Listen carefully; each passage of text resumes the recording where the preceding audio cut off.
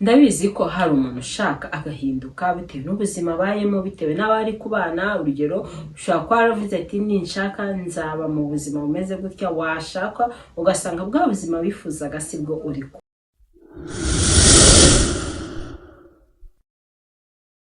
Ngwaye ikaze rero wowe ufunguye video zanjye bwa mbere, niba uri mushya cyane nge nitwa Cyusa Edu. Ngwaye ikaze mu muryango mugari w'abantu bashaka kwambara neza, gusa neza, kwiga ndetse no kubona amafaranga.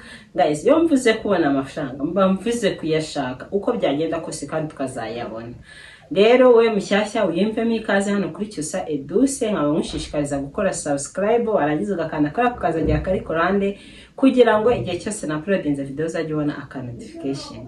Nza gushimira nawe udahwema kwishyigikira uko bwije nuko bukeye, sharinga video zanjye mu comment, likinga, mbese Imana yamwishyura bampera umugisha. Rero guys, we mushyashya dore ibintu uzigera hano kuri Cyusa Edu, uzahigira kwambara neza bijyanye n'imiterere yawe, uzahigira ubwiza, uzahigira ubuzima, uzahigira ibintu muri rusange duhura nabyo cyangwa tugomba kubamo muri ubuzima bwacu bwa buri munsi. Rero icyo musabye nuko utazakura amaso ya hano kuri Cyusa Edu, icyo ngusezeranyije nuko ntazijya ngutengwa n'umunsi n'umwe. Rero muri rusange mwese ndabashimiye, tumaje kugera aba subscribers 4,000 kandi urabona ko turi kugenda twavansa.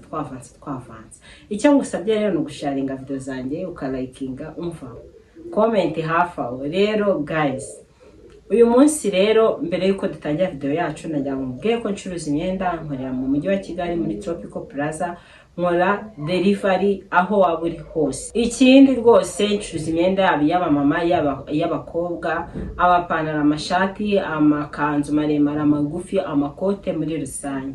Rero icyo duharanira twese ni ugusa neza kandi ku mafaranga yacu makeya.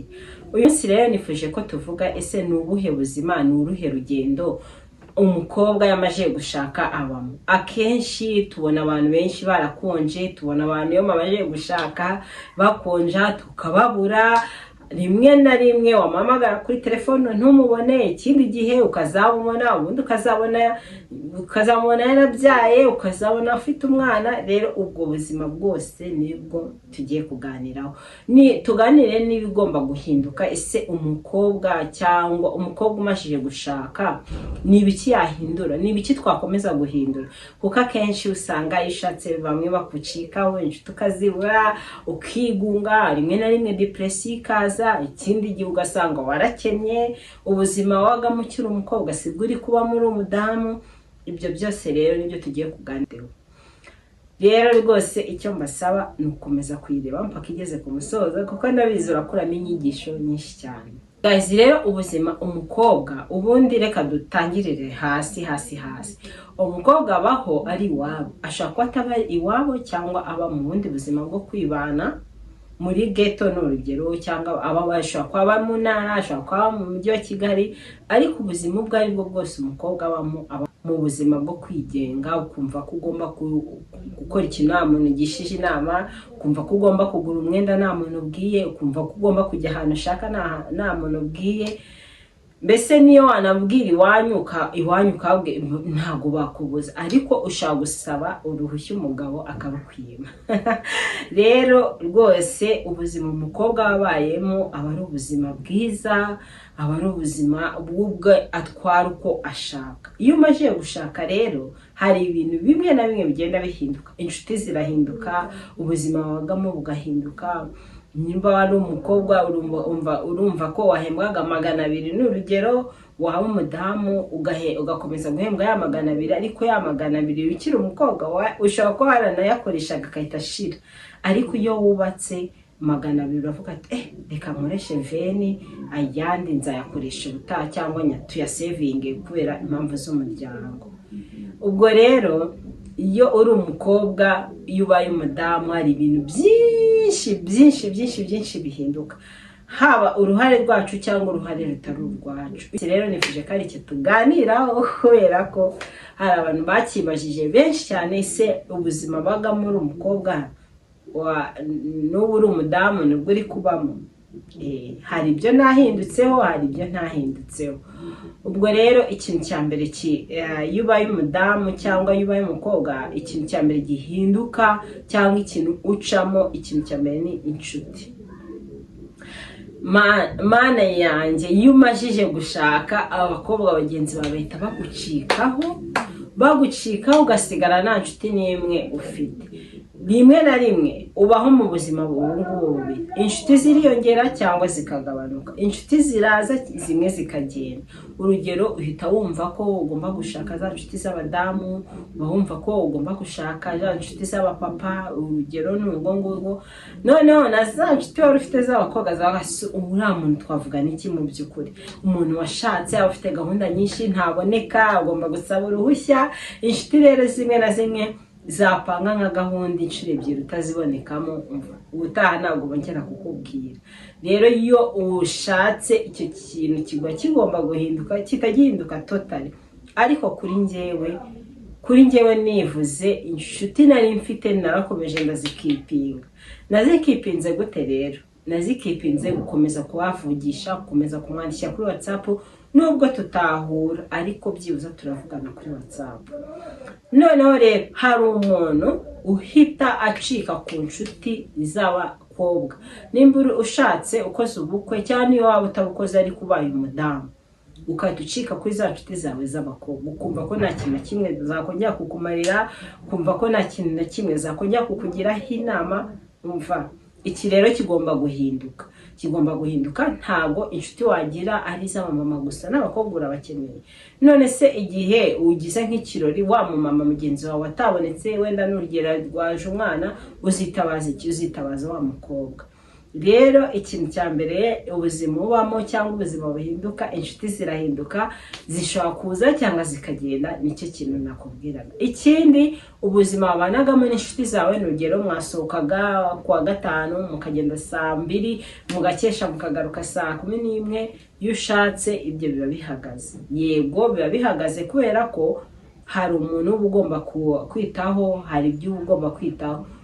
Afazari wenda mwajya musohoka mu masaha ataraya nimugoroba, igihe nka saa 6 saa 8, urumva umuntu aba ari available. Ariko kongera gusohoka saa 3 z'ijoro biba bitacyongeye kubaho. Icyo ni ikintu cya mbere rero gihinduka ubuzima ucamo iyo umajije gushaka. Ikindi kintu cya kabiri rero kihinduka iyo umajije gushaka ni ugusenga. Urugero hari igihe uba muri korari, ariko ibyo nta muntu n'umwe mbishyigikiramo. Hari uba nko muri korari, wamara gushaka umugabo ugeze mu rugo, korari ukahita uyivamo. Uba ukunda gusenga mu gitondo ujya muri nibature ukahita ubireka. Uba ukunda gusenga ujya mu masengesho rimwe na rimwe ukahita ubireka. Impamvu ikahita iba umugabo wawe, nguma ndi kwita ku mugabo, nguma ndi kumutekera, ngo nicyo gihe aba yaruhutse. Guys, gusenga bigira umumaro. Inama nakugira rero, wowe wavuye muri korari, wowe wacitse mu gusenga ngo kuba umugabo, burya umugore niwe usengera urugo. Umugore niwe usengera urugo, niwe umenya ngo hakeneye ikihe, niwe umenya ngo harabura iki ngiki, niwe ugomba mbese isengesho iryo ari ryo ryose ry'umuryango ni umugore uba ugomba kurisenga. Ushaka kwiha porogaramu ukavuga ngo ngewe tuzajya tubyuka, nzajya mubyutsa mu gitondo dusenga isengesho twongeye turyame. Ibyo byose ni wowe porogaramu. Nimba ubona umugabo wawe adasenga, nawe hari igihe birangira udasenze. Rero gusenga, umva, umugore usengera urugo aba ari umugore w'umunyabwenge, aba ari umugore w'umutima. Ikintu cya mbere uba ugomba gushyira umugabo aba yiriwe yirukanka aca mu nzira zimeze gutagira gute kugira ngo mubeho. Ariko nawe igihe wiriwe mu rugo, ifata amasaha 2 ku munsi uvuga ati reka nsengere urugo rwanjye, nsengere ibyo dukeneye, nsengere umugabo wanjye agira igikundiro, nanjye ame igikundiro mu kazi, kugira ngo abantu barusheho kudukunda kandi ibintu birusheho kugenda neza. Icyo rero ni ikintu cya kabiri umugore ahindukaho. Utagisenga rwose ntabwo ari byiza. Gusenga ni byiza, bigira umumaro cyane cyane. Ntabwo nakirirwa mbigisha gusenga, kuko gusenga ni byiza. Nta muntu n'umwe utazi gusenga umumaro wawo. Rero umugore ahindukaho akenshi Ikintu cya gatatu rero umudamu ahindukaho cyangwa umukobwa ahindukaho yamaze gushaka ni ukwiyitaho. Hari igihe uri umukobwa ubu udasuka n'urugero, ariko umenya kanta yawe, umenya ko umusatsi wawe washizemo kanta ukayitera, umenya ko ibisuko byawe byashaje ukasukura, ugasuka ibindi. Wamara kuba umudamu ugasanga bya bintu byose byo kwiyitaho ntibikikureba, ugasanga ni ukwirirwa wambaye umupira, ni ukwirirwa ukeneye igitenge mu mabere, ni ukwirirwa wambaye robe de nuit, kandi uba ugomba kubyuka mu gitondo nk'uko wabagaho ukiri nibyo navugaga, ukiri umukobwa ugasanga kwitaho biranze, ubaye mu mama kwitaho biranze, ugasanga ntukimenya kwitaho, ntukimenya nimba nayo mavuta, ntukimenya amavuta meza, ntukimenya ko warwaye ibiheri, ntukimenya ko wabyitaho, ibintu nk'ibyo ngibyo. Rero rwose kwitaho ku mudamu yashatse ni ingenzi. Iyo uri umukobwa rero, nimba waritagaho uri umukobwa, komeza witeho uri umumama, kuko ni ingenzi cyane. N'umugabo arushaho kugukunda. Ikindi kwitaho mba mvuze, ntabwo kwitaho ari ibintu bya danje ngo witeho ugende ugura amavuta ahenze.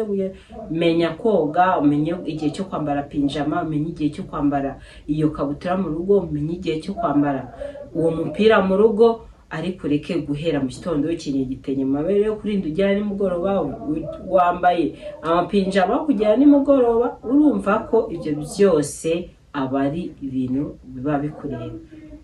Ubwo rero urwo rugendo umudamu acamo, cyangwa n'ubuzima umudamu acamo mbere yuko ashaka, nyuma yuko ashaka. Gusa icyo nakubwira, niba uri umudamu warakoze ubukwe cyangwa utarabukoze, ikintu cya mbere kiranga umudamu ni ukwitaho. Iyiteho uko byagenda kose, iyiteho ku mafaranga yawe makeya, iyiteho uko byagenda kose. Nimba ari n'iyo scrub uyikorere mu rugo, nimba ari n'aya mavuta ugomba kwisiga yawe make, menya ko wayisize, menya ko wakarabye. Umudamu rero aba agomba kwitaho. Wikumva ko biwashatse ibintu byose byarangiye, wikumva ko washatse wabonye umugabo ibintu byose byarangiye, umugabo nawe amubonye nta kindi kintu. Yiteho, ukore siporo, ukomeze kuri tayi yawe, yiteho. Mbese muri rusange twiteho nk'abadamu. Rero hari abadamu bahita nyine icyo ngicyo nicyo kintu nshaka ko twigaho cyane. Hari abadamu bahita bacika intege, narashatse nagize ute, akahita yumva ko kwitaho atari ibintu bye. Urumva ko rero icyo ni ikintu cya gatatu umudamu ashobora guhindukaho nyuma, umukobwa ashobora guhindukaho nyuma yo gushaka. Kwiyitaho hari benshi binanira pe, wasanga yararengeranye, yarabyibushye cyane, kandi kongera kunanuka bikazamutwara imbaraga nyinshi. Yiteho, ukora ako gasiporo nk'uko wagakora gukira umukobwa. Yiteho, nimba ari uko gusukisha wakora gukira umukobwa, ubikore. Ibintu nk'ibyo ngibyo.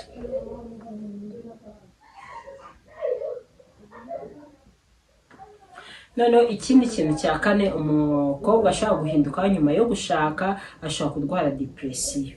Depression ni iyi ngiyi, munyihanganira ahangaha ndahatinda cyane.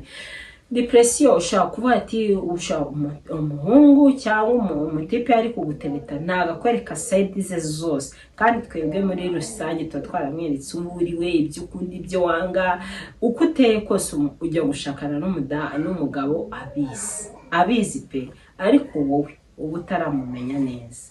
Niko duteye, ntabwo twakirenganya. Rero ikintu umudamu akora, ugasanga ageze mu rugo, agasanga n'urugero umugabo we anywa itabi kandi yarabimuhishe, anywa inzoga nyinshi cyane kandi yarabimuhishe, ugasanga ararwana, agira amahane, ibintu nk'ibyo ngibyo. Ugasanga bitumye urwara depression. Nyine mbese ibintu expectingaga ko uzabona ntubibona, ugasanga urwaye depression.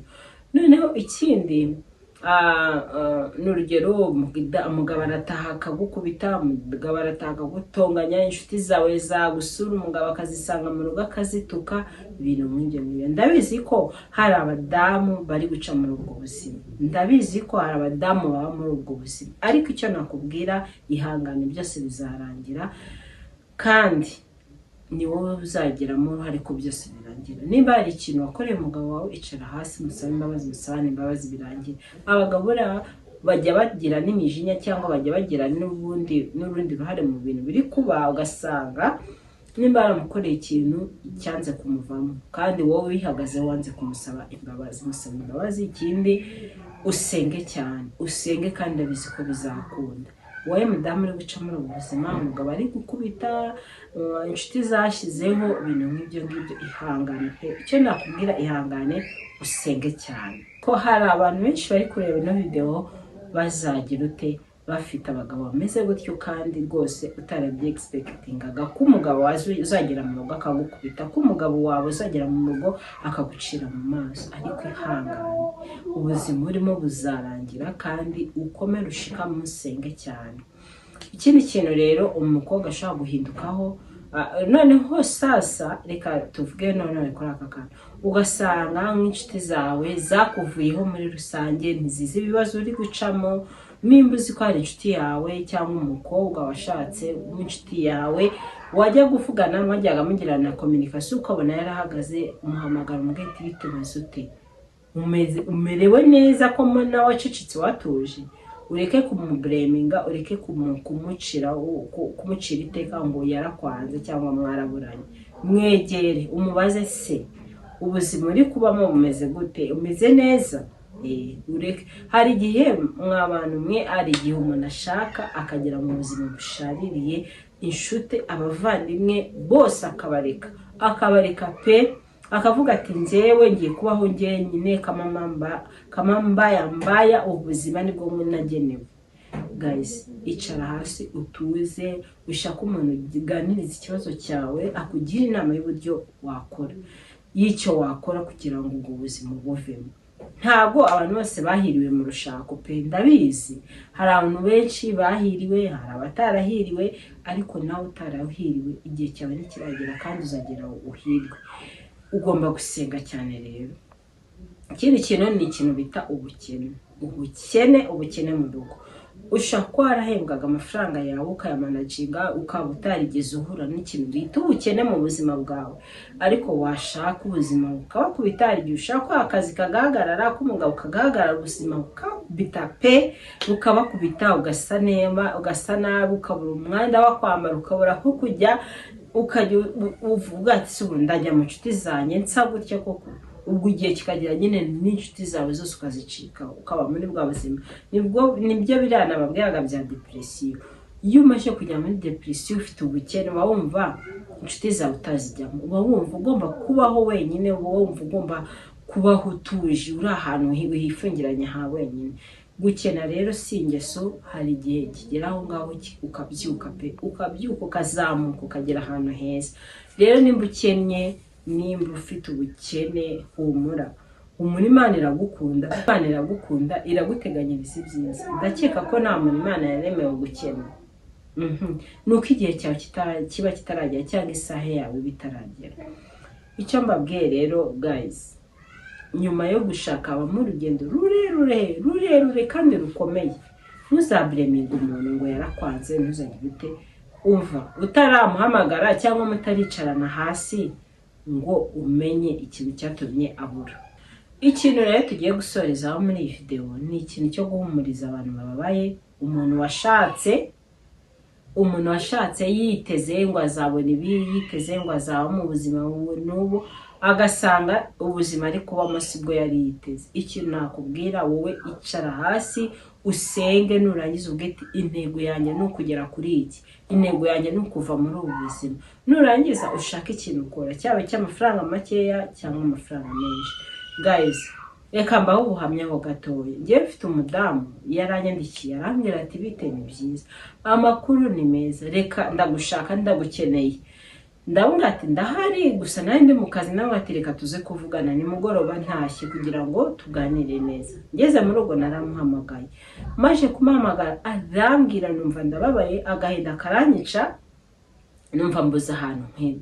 Nanjye ubwanjye inama buri kintu namubwira, kubera iki ubuzima yari gucamo. Ambwira ko umugabo we batabanye neza, ambwira ko umugabo amukubita, ambwira umugabo ko umva ibintu byinshi cyane sinshaka kubivugira hano imbere ya kamera, urumva.